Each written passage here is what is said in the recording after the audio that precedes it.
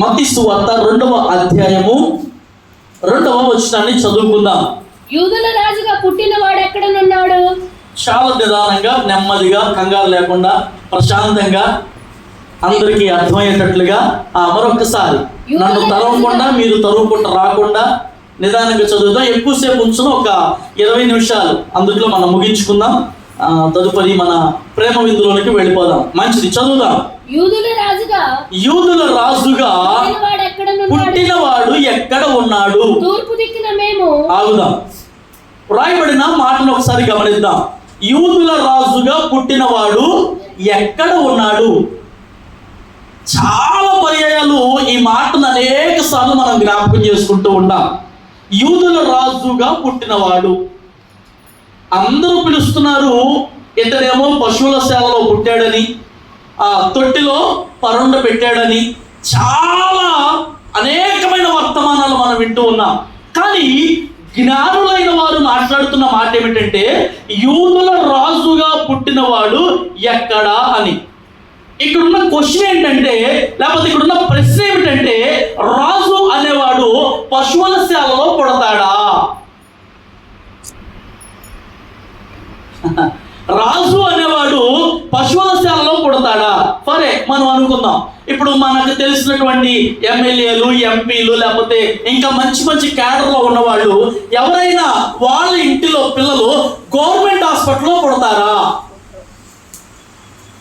కదా, వాళ్ళకున్న డబ్బును బట్టి, వాళ్ళకున్నటువంటి పలుకుబడిని బట్టి, వాళ్ళకున్న అంతస్తులను బట్టి వాళ్ళు చాలా పెద్ద పెద్ద హాస్పిటల్స్ లో పేరుగాంచినటువంటి డాక్టర్స్ చేత, లేకపోతే వాళ్ళ కన్సల్టింగ్ లో ఆ యొక్క పిల్లలను పుట్టడానికి హాస్పిటల్స్ కూడా వాళ్ళు ఎన్నుకుంటారు. కానీ అర్థం కావాల్సిన విషయం ఏమిటంటే, ఈ పిల్లవాడిని ఎవరు పిలుస్తున్నారు? యూదుల రాజు అని పిలుస్తున్నారు. కానీ పుట్టింది ఎక్కడ? మరి పశువుల పాకలో పుట్టినవాడు రాజు ఎలా అవుతాడు? దేవుడు అనే మాటను ఒకసారి పక్కన పెట్టి, దేవుడు అనే విషయాన్ని పక్కన పెట్టే.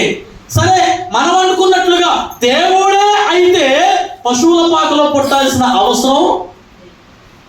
మరలా చెప్తున్నా, బైబిల్ చరిత్ర గ్రంథంలో చాలా మంది రాజులు ఉన్నారు. ఉదాహరణకి దావీదు గొప్ప మహారాజు, అవునా కదా? దావీదు చాలా గొప్ప మహారాజు. దావీదు యుద్ధ భూమిలో నిలబడితే శత్రువులు దావీదును చూసి పారిపోయే వాళ్ళు చాలా మంది ఉన్నారు. యుద్ధం చేయకుండానే వాళ్ళ రాజ్యాన్ని సమర్పించుకొని ఆ రాజులు, ఆ మంత్రులు, ఆ సైన్యాధిపతులు అందరూ కూడా దావీదు దగ్గర మోకరించి వారి రాజ్యాన్ని అప్పచెప్పి వెళ్ళిపోయిన రాజులు చాలా మంది ఉన్నారు. అంత గొప్పవాడు దావీదు మహారాజు.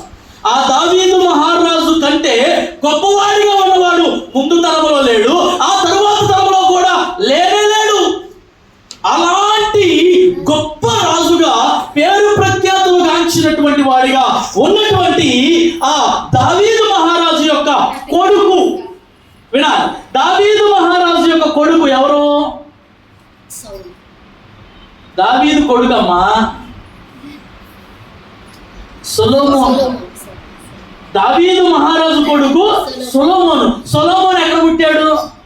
సరే, దావీదు పశువుల కాపరి కదా, లేకపోతే గొర్రెలు కాచుకునేవాడు కదా, అది గొర్రెలు కాచుకునే దగ్గర లేకపోతే అలాంటి దీనస్థితిలో సొలొమోను పుట్టాడా? లేదు. దావీదు మహారాజు అయిన తర్వాత సొలొమోను రాజు అంతఃపురములో పుట్టాడు, రాజనగరిలో పుట్టాడు. మరి మనుష్యులుగా పుట్టినటువంటి వారే, దావీదుగా రాజుగా ఉన్నటువంటి వాడే అతను కొడుకైన సొలొమోనే అంత రాజభవనములో, అంత అత్యధికమైనటువంటి భవంతిలో సొలొమోను జన్మిస్తే రాజులకు రాజు, ప్రభువులకు ప్రభు, యూదా గోత్రం నుంచి వచ్చిన వాడు, దావీదు వంశం నుంచి వచ్చినటువంటి ఆయన ఎక్కడ పుట్టాడంట? అర్థం కాని విషయం గమనించాలి. పిలుస్తున్న పిలుపేమో యూదులకు రాజు అని, కానీ పుట్టినటువంటి పుట్టకేమో పశువుల తొట్టిలో లేక పశువుల పాకలో అని. ఇది ఎలా సాధ్యం? ఇది ఎలా నమ్మాలి? నేటికి క్రైస్తవుల గురించినటువంటి ఆలోచన వస్తే ఈ మాటలు బట్టి చాలా చిన్న చూపుగా మాట్లాడతారు. ఆయన దేవుడు నాకు పుడతాడా, అసలు అట్ట పుట్టే అవకాశం ఉందా అని చాలా మంది చాలా చులకనగా మాట్లాడేవాడు కూడా లేకపోలేదు. కానీ ఎందుకు రాజుగా అనేవాడు అంత తగ్గించుకొని అంత దీనస్థితిని కలిగి ఎందుకు ఆ పశువుల పాకలోనే జన్మించగలిగినటువంటి వాడిగా ఉన్నాడు? చాలా అర్థాలు ఉన్నాయి దానికి. మనం అందరూ చూడాలనో, లేకపోతే ధనికులైనా పేదలైనా అందరూ ఆ స్థలానికి రాగలనో ఇలా పరిపరి రకాలుగా అనుకుంటాం, కానీ అవేమీ కావు. రాజులకు రాజుగా ఉన్నవాడు పశువుల పాకలో పుట్టాడు అని అంటే ఆ పశువుల పాకకు ఒక అర్థం ఉంది, ఆ పశువుల తొట్టికి ఒక అర్థం ఉంది. దానికోసమే ఆయన అంతగా తగ్గించుకొని, అందుకే భక్తుడు పాట రాస్తాడు. వచ్చా మీకు ఆ పాట? ఎంత దీనాతి ఓ యేసయ్యా నీ జననమెంత దయనీయమో, తలచుకుంటే నా గుండె తరిగి కరిగి నీరగుచున్నది. ఎంత దీనాతి ఓ యేసయ్యా. ఆ చరణాలు కింద వచనాలు కనుక మనం చదువుకుంటూ వెళితే అంతగా తగ్గించుకోవడానికి గల కారణం ఏంటి చూడండి. దేవుడు అనేవాడు తగ్గించుకోవాల్సిన అవసరం ఉందంటారా? అరే ఆఫ్టర్ ఆల్ ఒక ప్రెసిడెంట్, ఒక ముఖ్యమంత్రి, లేకపోతే ఒక ఎంపీలు వీళ్ళే తగ్గించుకోరు. మాకేం తక్కువ, మా క్యాడర్ ఇది, మా స్థానం ఇది అనుకుంటారు. మరి ఇహలోకంలో ఉన్న ఈ మనుషులకున్న అధికారాలను బట్టే ఈ స్థితిలో ఉంటే ఆ అధికారాలకు అధికారి అయిన వాడు, ఆ అట్టి అధికారాలను కలగజేసినటువంటి వాడు ఆయనే ఎందుకు ఆ పశువుల పాకులకు వెళ్ళవలసి వచ్చింది? చరిత్ర చెప్తుంది ఆ రోజుల్లో జనసంఖ్య రాయబడాలని ఎక్కడా స్థలము లేదు అని. ఎక్కడ ఏ ఇల్లు కూడా కిక్కురిసుకుపోయి ఉంది, అంత బంధుజనాలతో నిండిపోయింది. కాబట్టి ఎక్కడ స్థలము లేదు, అందుకనే వాళ్ళు వెళ్ళి ఆ సత్రంలో ఉన్నారు అని చరిత్రలో చెప్తూ ఉన్నాయి. కానీ ఆధ్యాత్మిక అర్థాలు మనం తీసుకుంటే, ఆధ్యాత్మికంగా మనం అర్థం చేసుకుంటే, మన గృహాలు లేక మనమే ఆయనకు ఒక పశువుల పాక. దేవునికి స్తోత్రం కలుగునుగాక. హల్లెలూయా. మనమే ఆయనకు ఒక పశువుల పాక.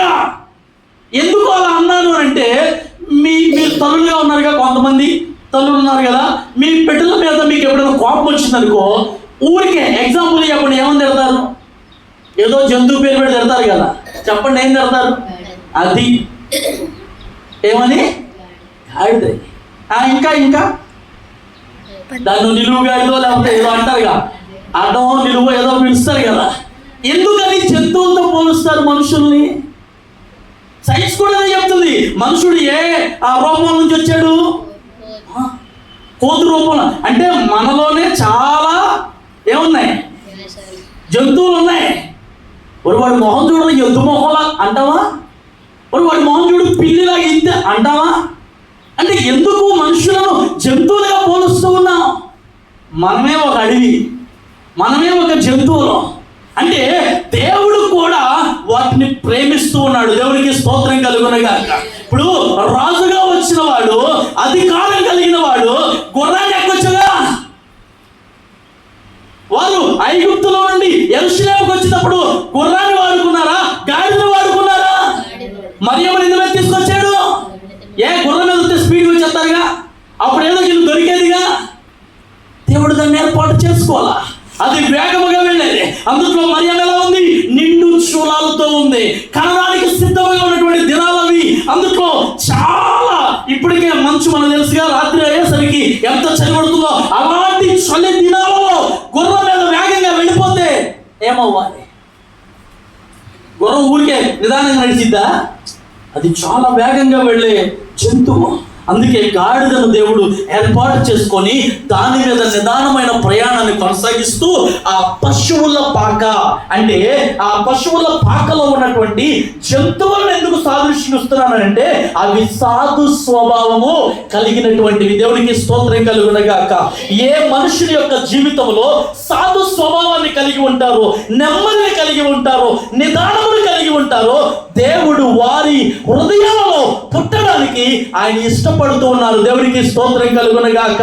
హల్లెలూయా, హల్లెలూయా. నేను మరలా చెప్తున్నాను, అబ్దుల్ కలాం అనేటువంటి అతను కూడా ఒక తల్లి గర్భములో నుండి వచ్చిన వాడే. ఈ రోజున పేరు ప్రఖ్యాతులు గాంచినటువంటి ఎంతో మంది సంఘ సంస్కృతులు, ఎంతో మంది పెద్ద పెద్ద వారందరినీ కూడా ఎవరో ఒక తల్లి వారికి గర్భాన్ని ఇచ్చినటువంటిదే. నా మాటలు బాగా అర్థం చేసుకోండి. అలాంటి పేరు ప్రఖ్యాతులు గాంచిన పెద్ద పెద్ద వాళ్ళు ఆ తల్లిగా పుడితేనే ఆ తల్లి ఎంతో గొప్పది అని అంటున్నాం కదా, ఆ తల్లి చాలా శ్రేష్టవంతురాలు అంటున్నాము కదా. మరి దేవుణ్ణి కన్న తల్లి ఇంకెంత గొప్పదై ఉండాలి. దేవునికి స్తోత్రం కలుగునుగాక. హల్లెలూయా, హల్లెలూయా. ఆ తల్లి కన్నటువంటి ఆ యేసయ్యే అంత గొప్పవాడైతే ఆయనే మనలో పుట్టాలనుకున్నప్పుడు మరి మనల్ని కూడా దేవుడు ఆ రకముగా ఏర్పాటు చేసుకుంటూ ఉన్నాడు. కనుక మనమే ఆయనకి ఎవరో తెలుసా? ఒక పశువుల పాక.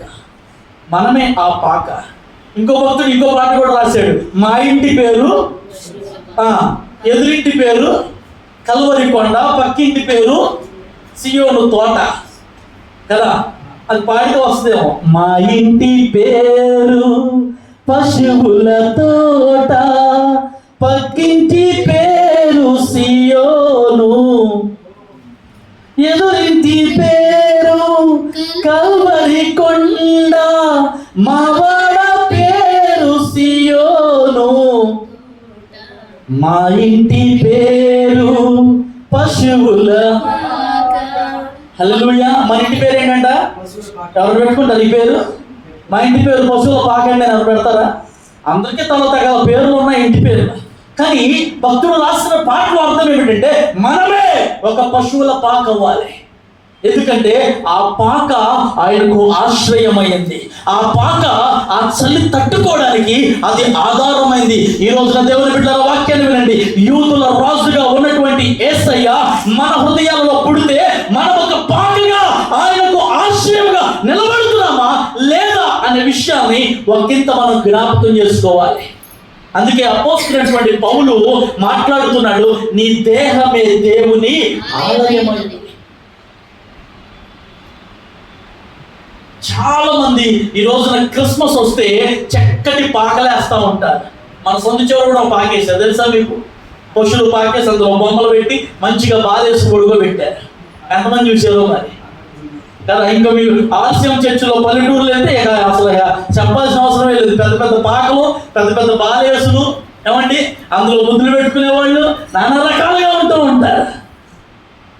ఆలోచించండి దేవుని బిడ్డలారా, మనమే దేవుని ఒక పాకగా ఉండాలని ఆయన ఇష్టపడుతున్నాడు. మరి ఆ పాకలో యూదుల రాజుగా పుట్టబోతున్నటువంటి వాడు. దేవునికి స్తోత్రం కలుగునుగాక. హల్లెలూయా. ఒక రాజు అందులో నుండి బయటకు రావడం అంటే అది సామాన్యమైన విషయం కాదు. ఇతడు ఏ దేశాన్ని జయించాడని రాజు అనాలి చెప్పండి? పుట్టిందేమో పిల్లోడిగా, అప్పుడే పసిమొగ్గగా ఉన్నాడు, అప్పుడే పేరు ఇచ్చేశారు ఏమని? పోనీ ఈ రాజు ఏ రాజుని అడుగుతున్నారు? మీరు చదవండి, వచ్చినా చదవండి, త్వరగా ముందుకెళ్ళిపోదాం. రెండవ యూదుల రాజుగా పుట్టినవాడు ఎక్కడ ఉన్నాడు? తూర్పు దిక్కున మేము ఆయన నక్షత్రము చూచి ఆయన పూజింపవచ్చుమని చెప్పి హేరోదు రాజు ఈ సంగతి ఏమండి ఏనేమో రాజుగా పుట్టాడంట. ఈ రాజు పుట్టాడని ఎవరు అడుగుతున్నారు? హేరోదు రాజు అని అతను అడుగుతున్నారు. పాపం వచ్చింది. అరే ఈ ఊరికి నేనే ప్రెసిడెంట్, ఇంకో ఎవడన్నా నేను ఒప్పుకో అడిగే లేదు. తక్కువ ఊర్లోనన్నా ఉండొచ్చు కానీ నా ఊర్లో నేను ఒక్కడనే ఉండాలి. మీకు మంచిగా అర్థమయ్యేటట్టు ఒక ఉదాహరణ చెప్తారు, వింటారా జాగ్రత్తగా? ఒక 5-10 నిమిషాలు మనం ముగించుకుందాం. ఒక దేశంలో ఇద్దరు బలవంతులు ఉన్నారంట. ఎంతమంది చెప్పాలి మీరు? ఒక దేశంలో ఇద్దరు బలవంతులు ఉన్నారు. ఆ ఇద్దరు బలవంతులకి ఎదురు పడ్డారు. రే ఈ దేశంలో నువ్వన్నా ఉండు, నేనన్నా ఉండాలి. మన ఇద్దరం ఇదే ఊళ్ళో ఉండడానికి వీల్లేదు, కాబట్టి మన ఇద్దరం కొట్టుకుందాంరా అన్నాడు. సరే రెడీ కొట్టుకుందాం అని చెప్పి ఒక రోజున నిర్ధారించుకొని ఆ బలాఢ్యులిద్దరూ ఒక మైదానానికి వచ్చారు. మరి వాళ్ళిద్దరూ కొట్టుకున్నప్పుడు ఎవడు ఓడిపోయాడో ఎవడు గెలవాలో చెప్పాలిగా. ఆ చెప్పడానికి ఒక ఆమె అటువైపుగా వెళ్తుంటే ఆమెను పిలిచారట. పిలిచి, అమ్మా ఇదిగో ఈ ఊర్లో మేమిద్దరం బలాఢ్యులం, కాబట్టి వీడన్నా ఉండాలి, నేనన్నా ఉండాలి. మేమిద్దరం ఇప్పుడు ఫైటింగ్ చేసుకుంటాం, మా ఇద్దరులో ఎవరు గెలిచారో నువ్వు చెప్పు అన్నాడు. పాపం ఆమె చాలా అత్యవసరమైన పని మీద వెళ్తుంది. పాపం ఆమె అందంట, అయ్యో మీరు కొట్టుకోండి కానీ ఇదిగో నా అరచేతులోకి ఎక్కి కొట్టుకోండి. ఎక్కడ వింటున్నారా?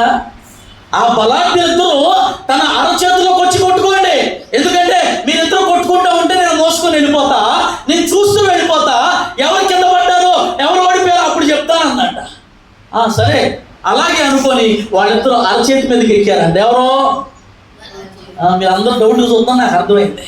ఆ బలాఢ్యులిద్దరూ అరచేతిలో ఎక్కి వాళ్ళిద్దరూ కొట్టుకున్నారు. ఈమె అలాగా వెళ్ళిపోతా ఉందన్నమాట. కొంత దూరం వెళ్ళిపోయిన తర్వాత ఒక వేగంగా వీస్తున్న ఒక పక్షి వచ్చి వాళ్ళిద్దరి మీదకి వచ్చినప్పుడు ఒకడేమో కింద పడ్డాడు, ఒకడేమో నిలబడి ఉన్నాడు. ఇప్పుడు ఈ బలాఢ్యుడైన వాడు ఒక్కడే చేతిలో ఉన్నాడు. ఓకే, ఆమందంట, అయ్యా నువ్వు గెలిచావు, అదిగో వాడు పడిపోయాడు, ఆ పక్షి వచ్చి వాడిని బెదిరించింది, భయపెట్టింది, వాడు పడిపోయాడు కాబట్టి నువ్వు గెలిచావని ఆయన తీసుకెళ్ళి ఆ ఉద్యానవనంలో ఇసిరేసిందంట. వాడు కింద పడ్డాడు. వీళ్ళందరిలో బలాఢ్యులు ఎవరు చెప్పండి? మీకు తెలిసిన సమాధానాలు చెప్పండి. అమ్మాయి గొప్పదా, ఎగిరి వచ్చిన పక్షి గొప్పదా? ఎవరు? దేవుని వాక్యం కూడా ఇది చెప్పడం సాధ్యం కావట్లేదు కదా, వాక్యం కూడా అలాగే నమ్మాలి. ఎందుకు చెప్తున్నానంటే దేవుని వాక్యము మర్మయుక్తమైన మాటలతో ఉన్నా కూడా వాటిని అర్థం చేసుకోవడానికే దేవుడు ఇంత విసిదపరుస్తూ ఉంటూ ఉన్నాడు. వీళ్ళందరిలో గొప్ప ఎవరనంటే అమ్మాయే. కారణం ఏంటంటే ఇద్దరు బలాఢ్యులు చేతి మీద ఎక్కితే ఆ చెయ్యి ఆగిద్దా? కానీ అది మోసుకొని వెళ్ళిపోతూ ఉందంట. దేవుని బిడ్డలారా, దేవుని వాక్యమును అలాగూ మనం నమ్మగలిగితే ఆయన నిజముగా రాజుగానే ఈ లోకానికి వచ్చాడు. దేవునికి మహిమ కలుగునగాక. చాలా చిన్నతనంలోనే పుట్టిన 1-2 దినాలలోనే అతడు రాజుగా పిలువబడ్డాడు అని అంటే పుట్టిన ఈ రాజు వలన ముందున్నటువంటి రాజులు, తరువాత రాబోతున్న రాజులు అందరూ కూడా ఈయనకు భయపడవలసిందే. దేవునికి మహిమ కలుగునగాక.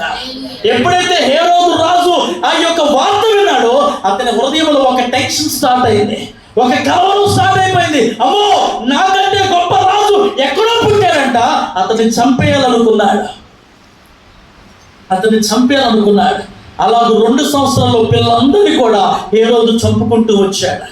అయితే ఈ రాజు నజరేతుకు వెళ్ళిపోయాడు, మరలా తిరిగి బెత్లెహేముకు వచ్చాడు. దేవునికి మహిమ కలుగునగాక. దేవుని బిడ్డలారా, బాగా ఒక్క మాటను జ్ఞాపకం ఉంచుకోండి.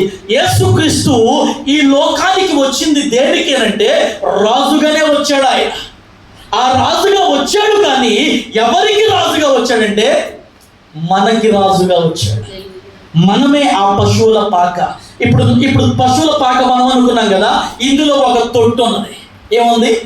ఒక తొట్టు ఉన్నది. ఆ తొట్టే మన హృదయం. దేవునికి మహిమ కలుగునగాక. ఆ తొట్టులో ఏం పోస్తారండి? చెప్పండి, అందరూ చెప్పండి. గేదలు మూతులు పెట్టి తాగుతాయి కదా, కుడితి పోస్తారు. మరి ఆ గేదెలో, ఆ పశువులు అవన్నీ అందులో ఉంచుకొని అలాంటి తొట్టెలో ఆయన పరుండ పెట్టబడి ఉన్నాడు. జస్ట్ లైక్ ఆ తొట్టె మన హృదయం. మన హృదయం కూడా అంతే. గడిచినటువంటి దైవ సేవకులు మరి జార్జ్ బుష్ గారి ద్వారా ఈ మాట మనం విన్నాం. ఆ తొట్టిలో అంతా కూడా చెడు నీడే.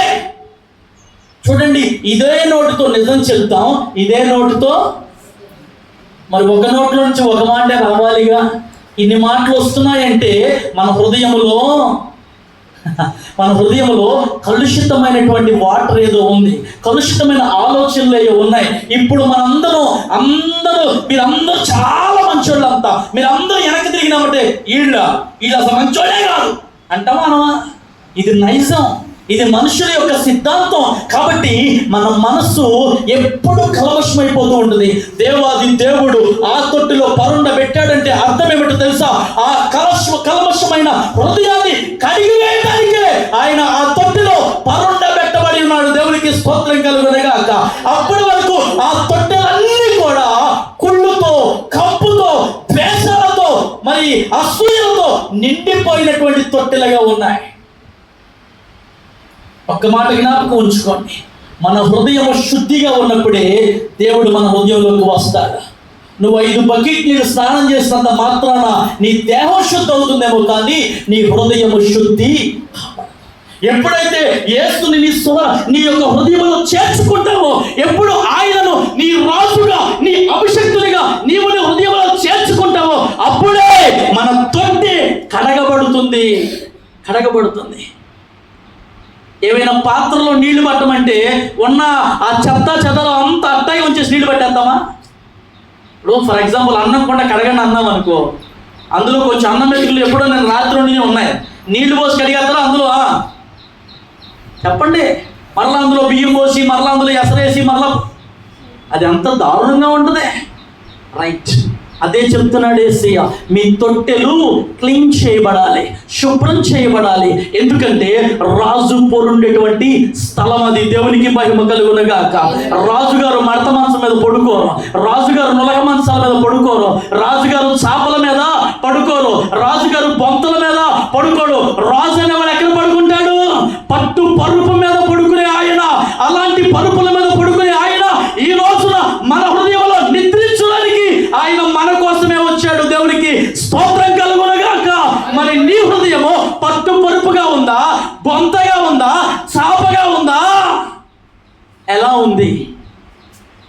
ఎలా ఉన్నా సరే అవన్నింటినీ మడత పెట్టి పక్కన పారే. ఇప్పుడు చేసుకొని హృదయాన్ని ఒక పరుపులాగా. ఎందుకంటే దాని మీద యూదుల రాజు పరుండాలని ఇష్టపడుతూ ఉన్నాడు. నీ హృదయం, మన ఇంటికి ఎవరిని వస్తే మనం ఎంత గౌరవిస్తాం?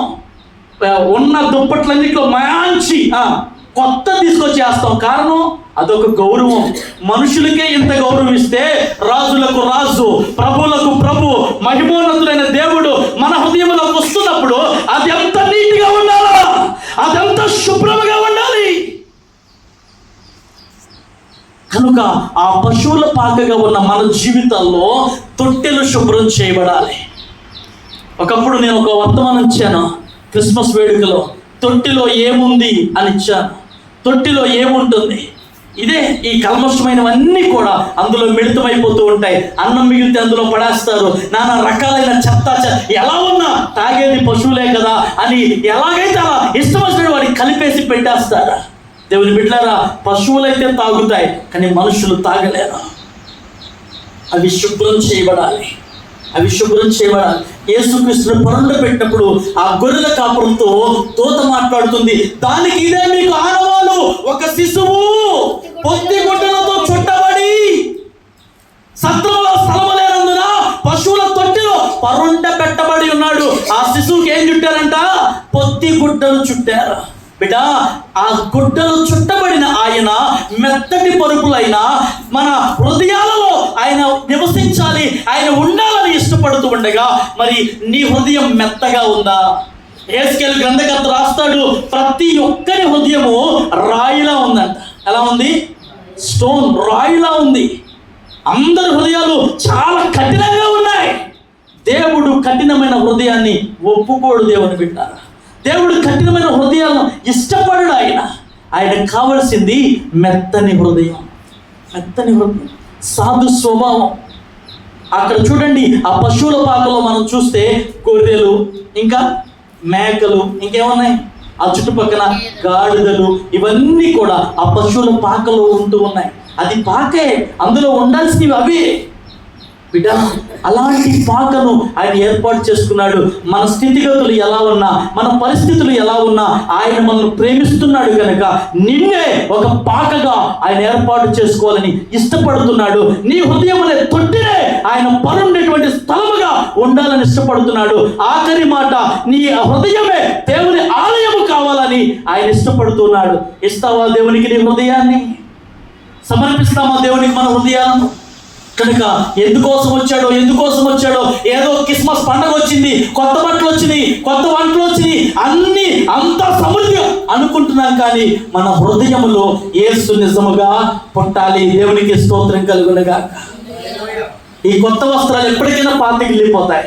ఈ రోజు వేసుకుంటే మరలా రేపు వేసుకుంటే ఆ వేసుకున్న డ్రెస్సే కదా అనుకుంటాం. కానీ ఆయన మన హృదయములో ఉంటే నిత్యము ఆనందమే, నిత్యము సంతోషమే. ప్రతిరోజు ఆయన మనకు ఆనందాన్ని ఇచ్చేవాడు. చాలాసార్లు మనం అనుకుంటాం, పెద్ద కొడుకు పుట్టాడండి, మా ఇంట్లో అన్నీ చెప్పు గట్టిగా కలిసి వచ్చేసింది. చిన్న కొడుకు పుట్టాడండి, అదేంటో బండి పోయింది. అంటారుగా. అంటే మిమ్మల్ని ఉద్దేశించి కాదమ్మో, మళ్ళీ నా మీద గొడవకి రావాలండి. దేవునికి స్తోత్రం కలిగిన. కొన్నిసార్లు ఇళ్లలో మనం మాట్లాడుకునే మాటలు అంటే ఒకరు పుడితే కలిసి రావటం, ఇంకొకరు పుడితే కలిసి అలాంటివి ఏముండవు. అందుకే నేను చెప్తున్నా, మన బిడ్డలు మనకు కలిసి వచ్చినా రాకపోయినా మన హృదయాల్లో యేసు పుడితే మన జీవితాలు కలిసి వస్తాయి, దీవించబడతాయి, ఆశీర్వదింపబడతాయి. దేవునికి మహిమ కలుగునగాక. కనుక ఈ రోజునైనా మన తొట్టె అనే హృదయాన్ని శుద్ధి చేసుకుందాం. దేవుని కొరకు ఆయనకు స్థానం ఇద్దాం. ఈ క్రిస్మస్ వేడుకలో ఆయన మనకు రాజుగా స్వీకరిద్దాం. ఆయనకు మన హృదయాన్ని ఇద్దాం. తద్వారా దేవుడిస్తున్న మెండైన దీవెన ఆశీర్వాదాలని మనం పొందుకుందాం. దేవుడి కొద్ది మాటలు మన ఎన్నికలో దీవించును గాక. మోకరించడంలో ప్రార్థన.